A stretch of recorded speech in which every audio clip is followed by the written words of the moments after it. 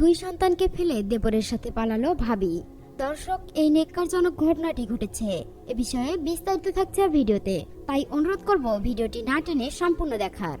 ব্রাহ্মণবাড়িয়া জেলার বাঞ্ছারামপুর উপজেলার ফরদাবাদ ইউনিয়নের মধ্যপাড়ায় এবার দুই সন্তানের জননী শান্তা আর আপন দেবর মোহাম্মদ ইব্রাহিম মিয়ার সঙ্গে পালিয়ে যাওয়ার অভিযোগ উঠেছে। জানা গেছে, পূর্ব পরিকল্পিতভাবে লক্ষাধিক টাকার গহনা, মূল্যবান জিনিসপত্র নিয়ে শনিবার রাতে চুপিসারে দেবর ইদনকে নিয়ে পালিয়ে যায়। এমন বিব্রতকর ঘটনায় এলাকায় ব্যাপক তোলপাড় শুরু হয়েছে। খোঁজ নিয়ে জানা গেছে, প্রায় 2 বছর ধরে ভাবি শান্তার প্রতি আকৃষ্ট হয় দেবর ইব্রাহিম ওরফে ইদন। শুরু হয় পরকীয়া।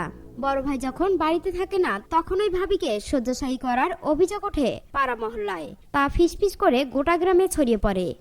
একটি গোপন সূত্র জানায়, দড়িকান্দি ইউনিয়নের ইমামনগর গ্রামের মোহাম্মদ মুন্নাব মিয়ার মেয়ে শান্তা বিয়ের আগে থেকেই বিভিন্ন সময়ে পাড়া মহল্লায় সমালোচনার মুখে পড়ত।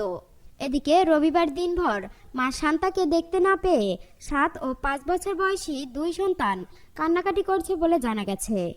দর্শক, এখনকার মতো এখানেই শেষ। পরবর্তী আপডেট নিউজ পেতে আমাদের সঙ্গেই থাকুন। ধন্যবাদ।